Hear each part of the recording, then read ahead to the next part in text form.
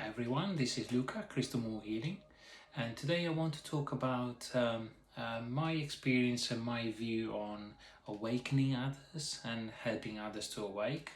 Um, that's it's an interesting concept because a lot of people get so focused on what other people are feeling and going through, and sometimes I think that doesn't necessarily help the person that we want to help, but ourselves as well.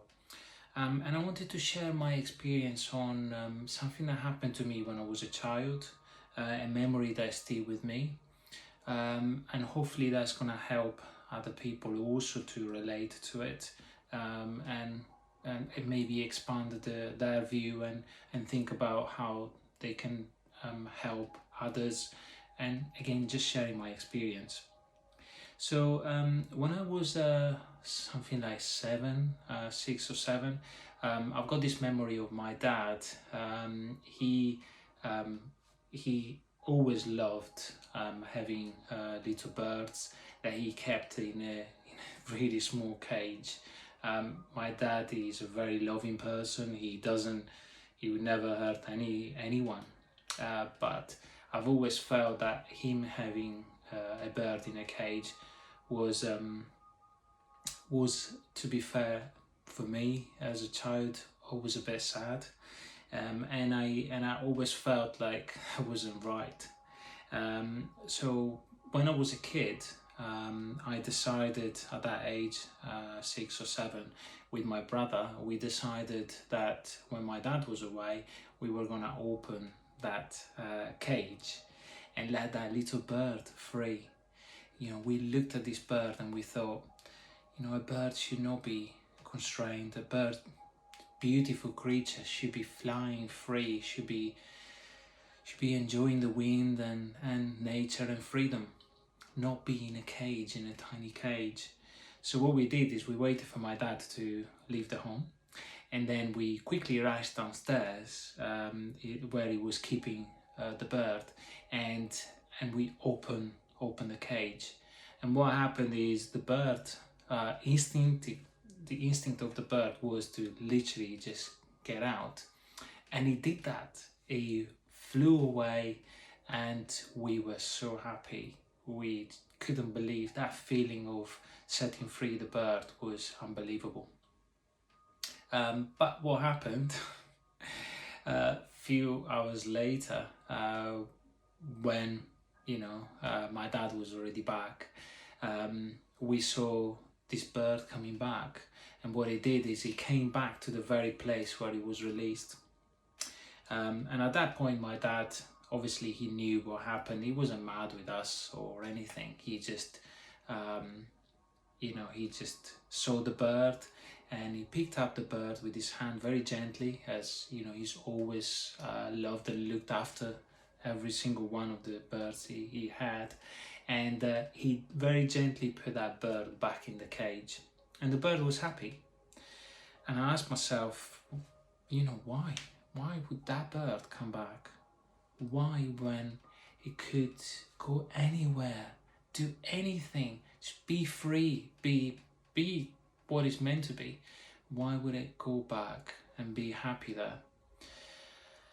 And that question stayed with me for a very long time. And to be honest, I'm only just now starting to understand this, because as we go through ourselves in our journey, we face we go back, because our journey might seem linear, but from an understanding and an expansion point of view, is not quite linear.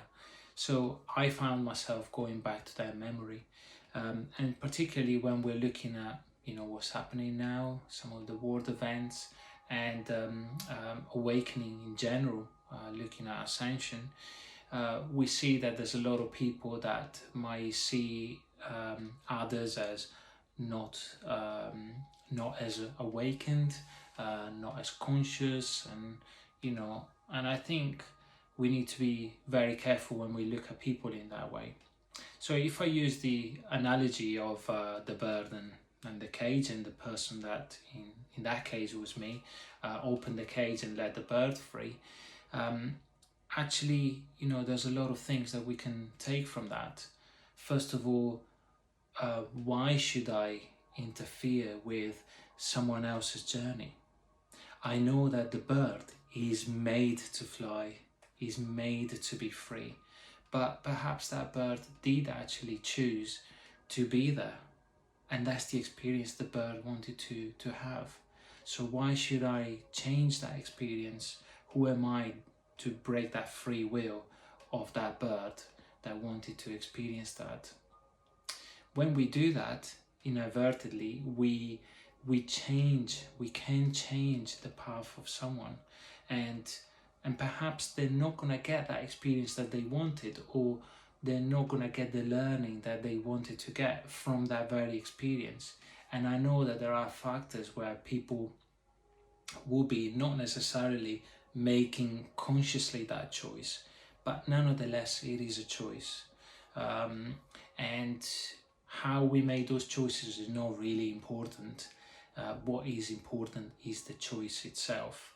How that manifests, it could be in infinite number of ways, but it is the choice that ultimately is key. And we must, in my opinion, not take that choice away from people.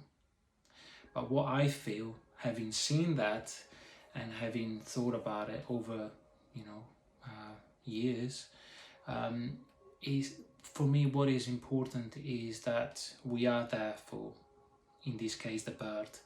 We've got to be there, and maybe all we need to do is be ready to guide them through and open that door if that's what they want to step through, guide them through that moment where they step through that that door, that gate, and make sure that they're supported in that moment. Guide them through it, but never ever take that journey away from them. Never take that choice away from them, because that's their choice. And I know it's hard, and we might see a family, friends that wouldn't necessarily make the same choices as us, but that's part of their journey and that's part of their learning, and we've got to accept that in as hard as it can be for us, and have compassion and love and understanding for them. Sometimes we don't necessarily look at the other person's point of view, we only see our own, but how much more learning would we get if we also try to understand it from the other point of view of the other person? So yes, so for me, it is important, especially now, not to interfere with other people's journey, but be there as a support and a guide.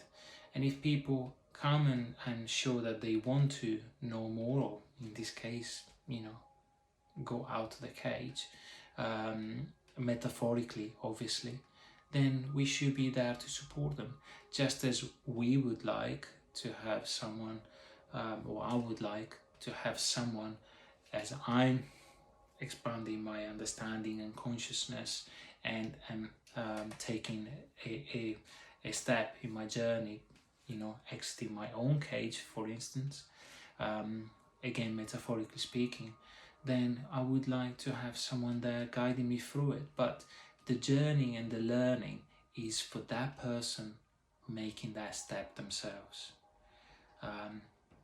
There is so much more learning if we do these steps ourselves rather than letting someone do it for us. So, and what happened is that bird went back. So maybe what we do really is just delay that person's journey and make it a bit harder for them. But also, when we look at the balance that needs to always be present, that comes back on us. So it would come back, and in the form, whatever form it comes back, but it does come back, and there must always be balance. So I do personally think the best thing to do is to always be there for someone when they need guidance and support, in love and compassion and understanding. And for me, when I've made these changes in my life, I have seen that the people around me, they don't feel forced to discuss certain things with me, but everything happens naturally. I don't have to force it, and when we go with the flow, things happen just at the right time and just at the right speed. And generally there's a lot less trauma for everyone, because a very strong awakening all at once is not an easy it's not an easy journey to go through, and it's so much easier, in my opinion, to go through that naturally without forcing things. So yeah, I just wanted to share that, and hopefully that's been beneficial to others. And if you've got any stories that you would like to share, please leave it as a comment. Thank you. Final message from me, really, from my point of view, if we want to speed the awakening of other people, or at least help with that process, the best thing that from my personal point of view we can do is work on ourselves.